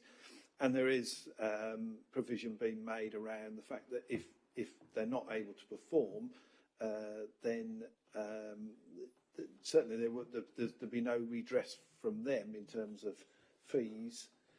One of the things that PSA have just recently consulted about the scale fees for 23-24, and one of the points put back is whilst they might not be able to claim extra fees if they've not performed, really we would like the ability to make a counterclaim against the auditor if we incur fees because of their non-performance. But I think the contract management bit is the bit that's been strengthened in terms of the new arrangements. Fantastic. Thank you very much. And not a question, but really just a thank you to officers for the fantastic work that you've been doing in order to keep the show on the road. And then we've got internal audits being completed all the time. As a committee member, I feel very satisfied when we're reading through our briefing notes. The thorough job is being done to ensure this council has sound financial management. We see across the country, just this week, Havering potentially going bankrupt. Sound financial management in local government now is more essential than ever. BDO completely letting the side down, but I'd just like to put on record my thanks, and I hope the whole committee's thanks for the work that you've been doing to keep the show on the road. Thank you. Thank you, Councillor Edwards. Just before I go to other members, I'd just like to update as well that myself, Councillor Edwards as Vice Chairman, Phil and Angie actually met with a representative from KPMG, I think just last week. And I have to say it was a very reassuring meeting that we had online. She is already looking to work alongside officers, although it very much relies on assurances from the BDO backlog. They've already starting to make links with Angie and Phil, and already starting to process with the 23-24 deadline. So it was a positive meeting. I have invited their representative to our next meeting on the 17th of January. So that could be quite an interesting one if we have a representative from BDO turn up and a representative KPMG, but maybe that might help things speed up. They can have a conversation offline if they wish to hopefully get the two working together. But I felt that it was necessary to I felt very reassured. I know that Phil and Angie did as well alongside Councillor Edwards, and maybe for you as the committee members to just also ask questions of what their plan will be, because it is unpicking quite a large mess here, and I think they certainly filled me with confidence that they're ready for that challenge and they can't wait to get ahead to get us up to speed as soon as possible. I have got a couple of other members that would like to talk on this item, though, or ask some questions. So, Councillor Ball. Yes, a few questions, really. First off, I realise that there is a problem across the country with the backlog in audits, which is why the government has stepped in. But are we significantly worse than the average or on this respect? And also, is the backlog growing with our present external auditor, or is it just staying the same? And as regards our new external auditors, KPMG, were they selected as, from a short list? Were they interviewed? Were there comparisons with other auditors who may be able to deal with our business? That would do starters. So, in terms of where we are in terms of relative to others, so we're probably not dissimilar. Most authorities have probably got 21, 22, 2021 accounts that may not have been completed or audited. So most authorities now, obviously 2022-3 is the latest year that should really have been audited and finished. So I suspect we'll be amongst many authorities that will have 22-23 outstanding. I think 19-20 was a little bit of a frustration for us because we were on the verge of that being signed a number of years ago, and then that got slightly delayed, and then it got caught up in the national issue around infrastructure. So, I mean, some of the outstanding audits for other authorities, go back to 2015-16.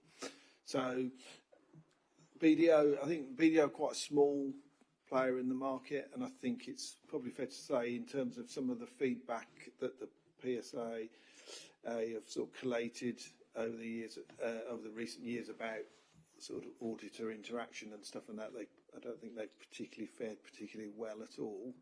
But that may be partly because they've essentially exited the market for the new contracts from 23-24. So I think they've only got about 30 odd clients.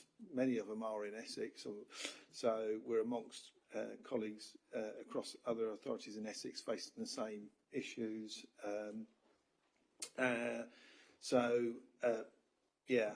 But I think their commercial interest probably at the moment is elsewhere, and that's maybe a factor for them.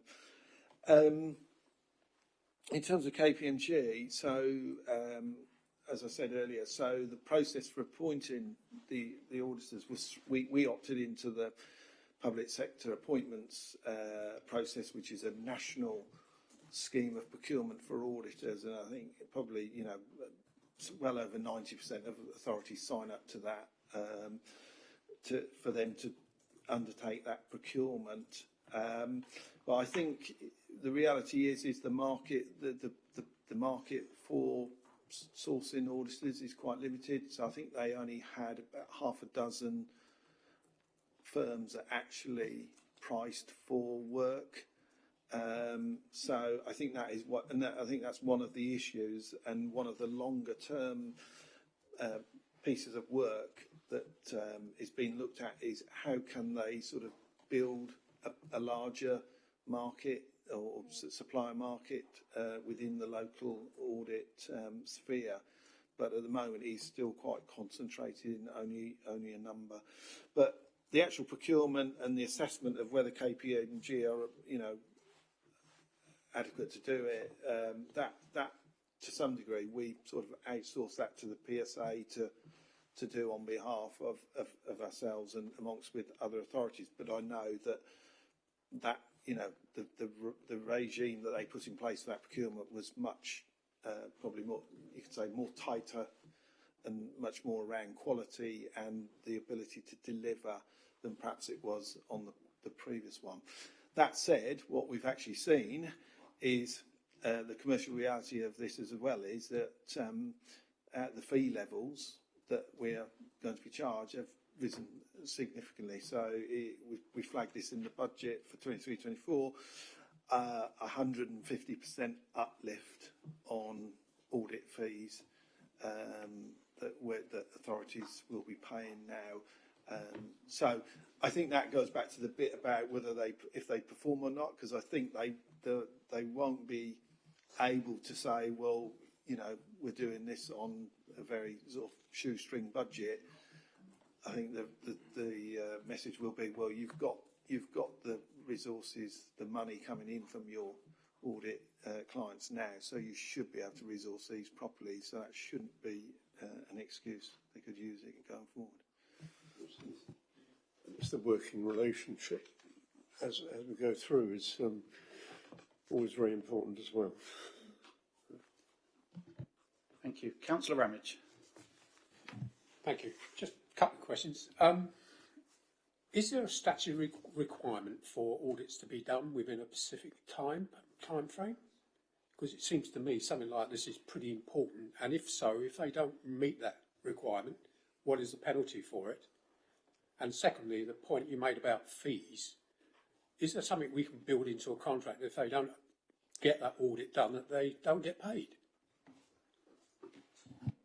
So, so in terms of the first question, there are statutory dates that are set. So when the accounts have to be produced by the authority and then made available for public inspection, and then when the auditor is supposed to complete their work and publish. But in missing those dates, there are no sort of penalties. That really, and that was what we referred to. The deadline for the audit for 22-23 was the end of September, because they knew they weren't going to hit that. Basically, their requirement was basically to write to the authority to say that that was going to be the case. But there's no sort of further impact to them. Oh, no, in other words, it's open-ended. It is, yeah, unfortunately, it's. In terms of the statutory, where the proposals were around the statutory backstop dates, and the idea there was the audits will have to be completed by those dates. So one would presume that government will probably be issuing some regulations or something to enforce that. It has been said, if depending on the level of assurance they can give to achieve that backstop date, if it means that they haven't been able to do their audit or all their audit, there will be an adjustment to fees, so that councils do only pay for work completed. So if, for example, a year is completely disclaimed, they won't be able to claim their fees for that, because they won't have done the work. But as I said, with the new contracts, there are sort of measures that have been put in place in the contracts in relation to how they can draw down their fees, and it will be sort of almost performance related in that sense. And Councillor Walsh. Thank you very much, Chair. I hadn't particularly intended to speak, but I think there are a couple of points that come out of this, and I commend my colleagues for bringing up this issue and this evening, and particularly the Chair for his questioning at the last meeting. And I know you said previously, Phil, when I had a few questions at the last meeting, that there are no particular issues for concern, but I think this is a key role of all of us in the stewardship of public funds, and I have no doubt when you say there are no particular issues, but it seems, unfortunate, and that's probably an understatement, that the last signed off external accounts were 18-19. I'm the trustee of a very small charity, and when we didn't get our 2021 accounts done, all the trustees got much more involved, and we brought in an interim director. And to get a letter on the 30th September saying that the accounts are not going to be available when they could see the level of concern, that to me is almost gratuitous. I do have a couple of questions stroke reflections, and there may not be that much you can say here. And I almost hope the answer to this is yes. Is the move from BDO to KPMG at least in part a reflection of our concern? Secondly, is there any, and I don't mean this in a nasty way, because I think we're all trying to cope with this and we're responsible, is there any learning for us as an authority? And lastly, you did, and others have brought this up tonight, you talked about a claim against them. We wouldn't necessarily want to get involved in a legal bun fight, but where there's been a delay, can we not just challenge them and hold back a bit of the fee? I'll stop there. So, I mean, in terms of the fees, they, like I said, they haven't actually claimed fees for the recent year audits at the moment, but no doubt there will be some claims, particularly for, well, there'll be a claim for 2019-20, there'll be a claim for 2021, 21, 22 and 22, 23. Like I said, I think that will depend on the extent to which to what extent they give any assurance, if any at all, and then there'll be an assessment about what if any fees they are due for that. So that's part of that whole reset process and trying to get the system back on track. And I think we'll just have to see how that one plays out. In terms of the first question about the move from BDO to KPMG, so as I said, so BDO's contract was only up to the 22-23 accounts anyway. So there was a likelihood we might have had a change of auditors anyway. BDO exited the market, so they're not even in the market for contracts from 23-24. So we, as I said, about half a dozen firms priced for contracts, and I mean within Essex there's a mixture. So there's a number of authorities like ourselves who have got KPMG, and there's quite a few that have got Ernst and Young. So, had BDO still been in the market, and for whatever reason PSAA did, for whatever reason, allocate BDO again to us, we would have had the opportunity to voice our concerns and say, well, actually, we're not happy with that decision. But and I think that based on our experience and that, but I suspect that may have been one of the drivers why they exited the market, because I suspect anybody who's got them currently would probably not want them, and their reputation probably has not served them well in the wider market. So I think they probably would have struggled to have authorities actually agree with the PSA that they were an appropriate auditor to be appointed. But in terms, your second. Learning for us, either as members or officers. Well, I think the circumstances that we're in have been driven by a number of factors. So I'm not really sure there's anything more that we as an authority could do. As I say, we've done our part. We've produced our accounts year on year within essentially within the time frame that we've been set. And that's been quite a challenging timeline that government have set us. So I think we've done what we've done. We've given opportunity for the public inspection periods, and I think the learning exercise was really around the resource capacity within the audits, and that's what we're hoping that the PSA have now have put right through the new contracts, that we have got auditors who are able to resource and deal with the requirements that they've got to deal with.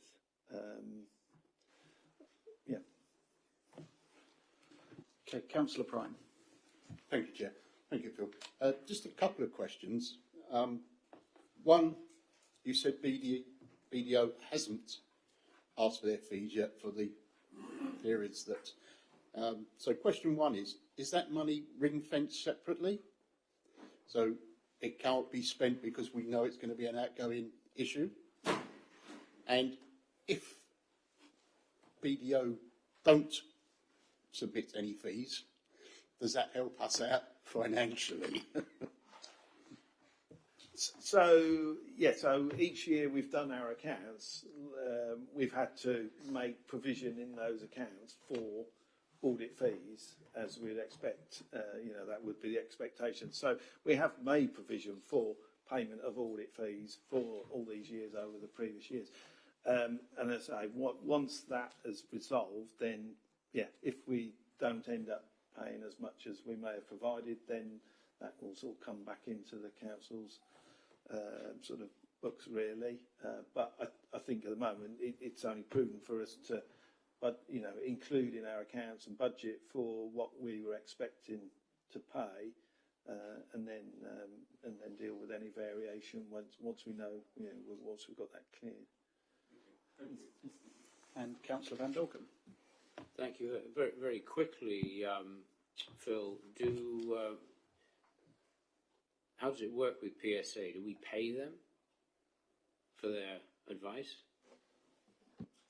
So part of the fees that are set, the scale fees, there'll be an element in there for their costs, and so they will have built in an estimated cost of them running the procurement and then managing the contract over the 5-year period. What we did see on the previous contracts is that there were, I think, a couple of years when we actually got some rebate back. So the cost they'd allowed in the contract, in the scale fees that they were charging, had more than covered their actual running costs, and actually we did get some money back. But it's almost, I suppose, like a bit of an overhead to the scale fees that the auditors will charge us. If I may just come back. Yeah, as you probably gathered, I guess I was referring more to the quality of the advice rather than the amount of it. So I'll leave that hanging there. Okay. Well, thank you, members. I said earlier on in this meeting that I think our first agenda item had the record of questions, but I think we've trumped that record already. So I think it just goes to show the appetite or frustration or just the sense of just disappointment, really, I think, to summarise what we've just discussed in where we are with the current process from BDO, but also to recognise and to make that really clear that officers and this council have always provided everything necessary, and that's where that real sense of frustration is led from. So obviously, as chair of this committee, I will be working closely with Phil and also Councillor Bowers as portfolio holder for finance. And I know the backstop date for the 1920 currently as it stands is the 31st of December. So you never know, we might get a Christmas miracle on our next committee meeting come the 17th of January. We may even have one or possibly even two audits that we can do. So I will be following up. I haven't had a chance yet to reply to Steve Bladen with his very late email on the 30th of September, but hopefully just with an email. So on behalf of the committee, I will copy you into my email, or give you, maybe not copy you in because you might see that, but actually give you a copy of the email that's been sent to him, just to ensure that we do get a response and we do have more assurances ahead of that date. That concludes tonight's business. I do appreciate officers. That last urgent business did go on for a prolonged period of time, but our next meeting, as I've said, will be on the 17th of January in 2024. But I will therefore close this meeting of the Governance and Audit Committee at, 9:28. So thank you, members, for your attendance this evening, and to those watching via the YouTube broadcast, I wish you all a very good night.